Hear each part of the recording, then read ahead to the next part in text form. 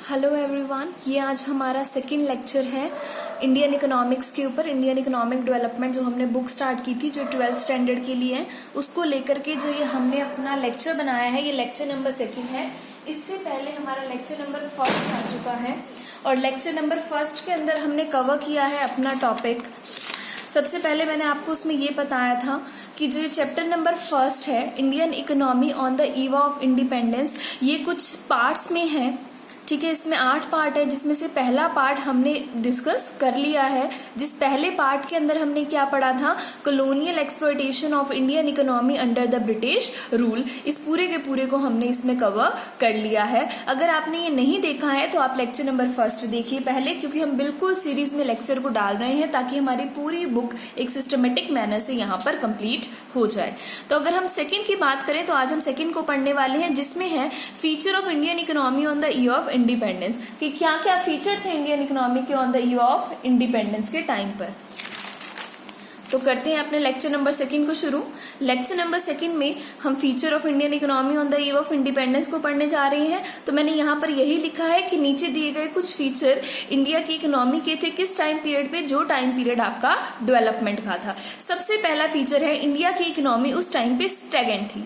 Stagnant economy एक ऐसी economy होती है जहां लिटिल और नो ग्रोथ इन इनकम, जहां लोगों की इनकम में या नेशन की इनकम में, ठीक है, यानी कि लोगों की कमाई में या तो लिटिल ग्रोथ है यानी कि बहुत थोड़ी ग्रोथ है, या फिर नो ग्रोथ, बिल्कुल ग्रोथ है ही नहीं, ऐसी इकोनॉमी को स्टैगनेंट इकोनॉमी बोला जाता है। इंडिया की इकोनॉमी इंडिपेंडेंस के ईवा पर स्टैगनेंट इकोनॉमी थी, जिसके पीछे रीजन था इंडिया की बल्क पॉपुलेशन। इंडिया की पॉपुलेशन इतनी ज्यादा थी जिसकी वजह से यहाँ की इकोनॉमी स्टैगनेंट थी, और लोगों का स्टैंडर्ड ऑफ लिविंग भी इसी हिसाब से क्या था, बहुत ज्यादा पुअर था, और लोगों की कंडीशन क्या थी, माइजरेबल थी।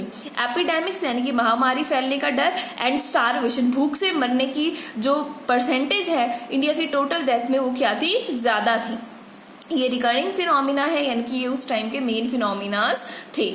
देखिए, अब हमने सेकंड लेक्चर में अपने सेकंड टॉपिक को उठाया, जिसका हमने फर्स्ट पॉइंट जो कि है आपका स्टैगनेंट इकोनॉमी, उसको हमने पूरा तरीके से पढ़ लिया है। अब हम पढ़ने जा रहे हैं इसका सेकंड पॉइंट। पहला था स्टैगनेंट इकोनॉमी, नेक्स्ट है कि इंडिया की इकोनॉमी का इंडिपेंडेंस के एवा पे एक और सेकंड जो फीचर है वो इकोनॉमी के कैरेक्टर को लेकर है, जो कि है बैकवर्ड इकोनॉमी।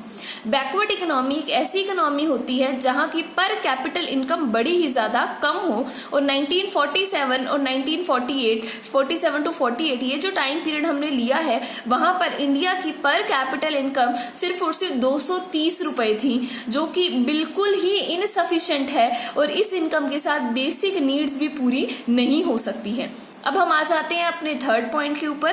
थर्ड पॉइंट है एग्रीकल्चर बैकवर्डनेस, यानी कि हमारा खेती जो मेन उस टाइम पर यहाँ के इंडिया के लोगों का ऑक्यूपेशन था, पेशा था, क्योंकि उस टाइम पर अर्बन एरिया बहुत कम थे और इंडिया का ज्यादातर जो एरिया है वो कैसा था, रूरल एरिया था। तो वहां के लोगों का मेन ऑक्यूपेशन यानी कि पेशा एग्रीकल्चर ही था, जो कि उस टाइम पे बैकवर्ड था। तो यहाँ पर हम पढ़ रहे हैं 72% of the Indian population nearly agriculture के ऊपर थी, जो कि हमारे जीडीपी में कंट्रीब्यूट करता था जस्ट 50%। देखा जाए तो 72% देश की मिलकर सिर्फ 50% ही कंट्रीब्यूट कर पा रही थी जीडीपी में थ्रू एग्रीकल्चर। उसके पीछे रीजन ये था कि उस टाइम का एग्रीकल्चर बहुत ही ज्यादा बैकवर्ड था। उसका एक कैरेक्टर ये है वेरी लो प्रोडक्टिविटी, क्योंकि उस वक्त प्रोडक्टिविटी का मतलब होता है इनपुट आउटपुट की एक रेशो जो बड़ी लो थी। यहाँ पर हमें उसे बता रहे हैं कि प्रोडक्टिविटी का क्या मतलब है, इनपुट और आउटपुट की रेशो से, और लो प्रोडक्टिविटी का क्या मतलब है, जब आप इनपुट ज्यादा डाल रहे हो और आपको आउटपुट कम मिल रहा है। उस टाइम के एग्रीकल्चर में लोग मेहनत बहुत ज्यादा कर रहे थे, इनपुट के अंदर सभी तरीके के रिसोर्सेज आते हैं, चाहे आप उसमें इनकम की बात कर ली, पैसे की बात कर लीजिए जो आपने लगाया है, टाइम की बात कर लीजिए या एफर्ट्स की बात कर लीजिए, तो ये सभी इनपुट उस वक्त बहुत ज्यादा लग रहे थे और आउटपुट हमें बहुत ही ज्यादा कम मिल रहा था। जैसे कि हमने देखा, एक मेन हमारे इंडिया का रिसोर्स यानी कि ह्यूमन कैपिटल 72% तक एग्रीकल्चर के अंदर लगी हुई थी, जहां से हमें कमाई सिर्फ और सिर्फ 15% जीडीपी की ही हो पा रही थी। नेक्स्ट देखिए, एग्रीकल्चर में बैकवर्ड होने के पीछे एक रीजन था यहाँ के लोगों के एग्रीकल्चर में होने का रीजन। यहाँ के लोग, इंडिया के लोग एग्रीकल्चर में होने का उस वक्त रीजन सबसिस्टेंस मानते थे, यानी कि उन्होंने जो उगाना है अपने घर परिवार के लिए उगाना है, उनको खिलाने के लिए, नॉट कमर्शियलाइजेशन। कमर्शियलाइजेशन उस टाइम के लोगों का मेन मकसद नहीं हुआ करता था, यानी कि खेती से जो उपज हुई है उसको बेचना उस टाइम के लोगों का मकसद नहीं हुआ करता था, बल्कि उसका मकसद हुआ करता था उगाकर उससे अपनी आजीविका यानी कि खाना पीना करना। इसके पीछे भी एक रीजन बताया गया है यहाँ पर, क्योंकि उस टाइम लोगों के पास स्मॉल पीसेस ऑफ लैंड हुआ करते थे, तो उस पर वो उतना ही उगा पाते थे जिससे उनकी फैमिली की और उनकी बेसिक नीड्स पूरी हो सके। और फैमिली का स्ट्रक्चर भी जैसे कि अभी मैंने बताया इसमें क्या था, बहुत ही ज्यादा बड़ा था। आगे हमारे अपने फोर्थ पॉइंट पे आने से पहले मैं आपको पीछे वाले पॉइंट्स के नाम दोबारा से याद करवा देती हूँ। हम चैप्टर नंबर 1 के पार्ट नंबर 2 जो है feature of Indian economy on the eve of independence, उसकी बात यहाँ पर कर रहे हैं, जिससे पहले हमने फर्स्ट टॉपिक पर भी वीडियो बना रखी है, जो चैप्टर नंबर 1 का वेरी फर्स्ट टॉपिक है। हमने पहला पढ़ा स्टैगनेंट इकोनॉमी, एक ऐसी इकोनॉमी थी इंडिया की जहां पर लिटिल और नो ग्रोथ हो रही थी लोगों की इनकम के अंदर। नेक्स्ट हमने पढ़ा बैकवर्ड इकोनॉमी, इंडिया की इकोनॉमी उस समय पर बैकवर्ड थी, क्योंकि पर कैपिटल इनकम, जैसे कि यहाँ पर एक डाटा गिवन है 1947 टू 1948, इस साल में सिर्फ 230 रुपए ही थी, जिससे बेसिक नेसेसिटीज भी एक परिवार की पूरी, एक बंदे की पूरी नहीं हो सकती। नेक्स्ट हमने करा agriculture backwardness, 72% of the population लगी थी, फिर भी जीडीपी में सिर्फ 50% ही कंट्रीब्यूट कर पा रही थी, जिसके पीछे 2 रीजन थे। जिसके पीछे पहला रीजन ये था कि वहां एग्रीकल्चर की प्रोडक्टिविटी बहुत ही ज्यादा लो थी, और सेकंड रीजन ये था कि एग्रीकल्चर का रीजन सबसिस्टेंस था, ना कि कमर्शियलाइजेशन। अब हमारे अपने फोर्थ पॉइंट पे, और हमारा फोर्थ पॉइंट है इंडस्ट्रियल बैकवर्डनेस। इसके अंदर हमने ये बात की है कि इंडस्ट्रीज जो थी हमारी वो बैकवर्ड थी, इंडिया में कोई हैवी इंडस्ट्रीज उस टाइम तक नहीं लगाई गई थी, यानी कि अगर आपको अपने प्रोडक्शन के लिए मशीनों की जरूरत है तो आपको उसे बाहर के देशों से खरीद कर लाना पड़ेगा, अदरवाइज आपके पास अच्छी मशीनें अवेलेबल नहीं थी। और नेक्स्ट बात जो इंडस्ट्रियल बैकवर्डनेस में लिखनी जरूरी है, वो ये बात जरूर लिखनी है कि ब्रिटिशर्स की इंडस्ट्री ने हमारी जो मेन इंडस्ट्री उस वक्त की थी, यानी कि हैंडीक्राफ्ट, उसको भी पूरी तरीके से क्या कर दिया, खराब। अब आ रहे हैं हम अपनी 5th पॉइंट पर। हमारा 5th पॉइंट है रैम्पर्ट पुवर्टी। रैम्पर्ट पुवर्टी का यहाँ पर मतलब है एक ऐसी वाइड स्प्रेड पुवर्टी जिसका कोई अंत उस टाइम पर नहीं दिख रहा था, और इंडिया की आधे से ज्यादा पॉपुलेशन बहुत ही ज्यादा आपकी पुअर थी, क्योंकि बहुत ज्यादा पॉपुलेशन थी देश की, तो इस वजह से जितने भी रिसोर्सेज थे वो पूरे नहीं पड़ पा रहे थे। सिर्फ 2 स्क्वायर मील अ डे, 2 वक्त की रोटी भी लोगों को उस वक्त पर नसीब इंडिया में नहीं हो पा रही थी। Lack of basic need, food, shelter, clothing, ये जो 3 बेसिक नीड बताई जाती हैं वो भी इंडिया में लोगों के पास नहीं थी। और मैसिव इलिटरेसी, पढ़े लिखे यहाँ के लोग नहीं थे उस वक्त तक, क्योंकि सभी लोग एग्रीकल्चर में लगे हुए थे और एजुकेशन का कोई अच्छा सिस्टम वहां पर नहीं देखा जाता था। उसके साथ साथ इसके पीछे एक रीजन आपकी पॉपुलेशन का जो बहुत ज्यादा बर्डन इंडिया के रिसोर्सेज पर है वो भी हो सकती है।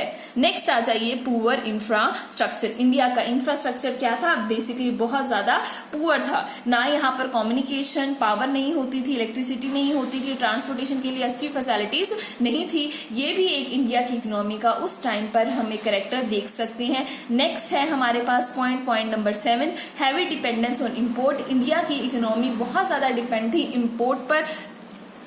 बेसिकली इंडिया के लोग इंपोर्ट किया करते थे क्या चीज, अब्रॉड से अपनी मशीनों को, और मशीनें, डिफेंस इक्विपमेंट सभी उस टाइम पर इंपोर्ट किए जाते थे। यहाँ तक तो बात फिर भी ठीक है देखा जाए तो, पर मशीनों के साथ साथ जो बेसिक कंजम्पशन के लिए जो हमारी कमोडिटीज हैं, जो कंज्यूमर की गुड्स हैं, वो भी हम कुछ क्या करते थे, इंपोर्ट करते थे, जिसकी वजह से हमारी इकोनॉमी बैकवर्ड होती जा रही थी। जैसे कि स्विंग मशीन, कपड़े सिलने की मशीन, मेडिसिन, दवाएं, बाईसाइकिल, ये कॉमन चीजों को भी क्या किया जाता था, उस वक्त तक इम्पोर्ट किया जाता था। नेक्स्ट है लिमिटेड अर्बनाइजेशन, शहरीकरण, अर्बनाइजेशन होते शहरों का बनना, वो बहुत ज्यादा लिमिटेड था। 86% of the total population of India 1948 का यहाँ पर ये डाटा दिया गया है, जो कि गांव में बसी थी। नेक्स्ट है हमारे पास नाइन्थ पॉइंट है सेमी फ्यूडरल इकोनॉमी। इसका मतलब, फ्यूडरल का मतलब होता है एक पूरी तरीके से हम कह दें कि इकोनॉमी जो हमारी बेस्ड है कैपिटल पर हमारी इकोनॉमी पूरी तरीके से कैपिटल पर बेस्ड नहीं थी। एक मिक्स्ड स्ट्रक्चर था, ना तो पूरी तरीके से फ्यूडरल थी, यानी कि पूरी तरीके से ना तो वो गवर्नमेंट पर आधारित थी, नोर कैपिटलिस्ट, ना ही वो पूरी तरीके से पब्लिक सेक्टर के ऊपर आधारित थी। तो इस तरह की इकोनॉमी का रिजल्ट ये निकला कि प्रोडक्टिविटी हमारे इंडिया की घटती गई और इंडिया बैकवर्ड हो गया। नेक्स्ट है हमारा 10th is the last point, last but important, colonial backward economy. India की economy colony of British government उसको रेगुलेट कर रही थी, जिसका एक ही मकसद था, वो था कि इंडिया की इकोनॉमी को पूरी तरीके से एक्सप्लॉइट करना। उन्होंने जो टैक्सेशन की पॉलिसी बनाई वो पूरी तरीके से डिस्क्रिमिनेटिंग थी। वो कैसे डिस्क्रिमिनेटिंग थी फर्स्ट वीडियो में मैं समझा चुकी हूँ आपको। नेक्स्ट है exploitation of the natural resources, क्योंकि इंडिया उनका अपना कंट्री नहीं था इसलिए उन्होंने नेचुरल रिसोर्सेज को बुरे तरीके से एक्सप्लॉइट किया। And the third one is destruction of handicraft. India की मेन इंडस्ट्री यानी कि हैंडीक्राफ्ट, हाथ से काम करने की इंडस्ट्री, उसको भी पूरी तरीके से यहाँ पर नुकसान पहुंचाने की कोशिश की गई। तो अब अगर देखा जाए तो हमने चैप्टर नंबर 1 की सबसे पहले दिन हमने ली थी क्लास फर्स्ट, जिसमें हमने ये आपको ये बताया था कि जो ये हमारी बुक है, बुक की हमने रेफरेंस लिया टी.आर. जैन, वी.के. ओहरी की इंडियन इकोनॉमिक डेवलपमेंट बुक, जो कि वी.के. पब्लिकेशन की है। उसके अलावा कुछ पोर्शन मैंने एनसीईआरटी बुक में से भी लिखा है। ये सभी नोट्स मैंने इन्हीं दोनों बुक्स में से बनाए हैं। हमने चैप्टर नंबर 1 को शुरू कर लिया है इसका, जो Indian economy on the eve of independence है, जिसका पार्ट नंबर 1 हम पहले ही कर चुके हैं। आज हमने बात की थी इसके पार्ट नंबर 2 की, जिसका नाम था feature of Indian economy on the eve of independence. अब हम अपना नेक्स्ट टॉपिक इसके बाद करेंगे, वो है हमारा टॉपिक नंबर 3, जो वीडियो इसके साथ आपको मिल जाएगी। प्लीज चैनल को लाइक, सब्सक्राइब और शेयर कीजिए ताकि आपको जल्दी से जल्दी न्यू इस सब्जेक्ट की वीडियोस मिल जाएं। इसके अलावा हमारा एक और चैनल है जिसका नाम है accounting on tips by Tanya Kapil, आप उसे भी सब्सक्राइब जरूर कर लीजिएगा। इसके साथ मैं आपको अपनी नेक्स्ट वीडियो का टॉपिक बता देती हूँ, जो कि है 3rd, जिसका टॉपिक है agriculture sector on the eve of independence, जिसमें हम ये बात करेंगे कि इंडिया के एग्रीकल्चर सेक्टर का क्या हाल था इंडिपेंडेंस के वक्त में। Thanks for watching this video.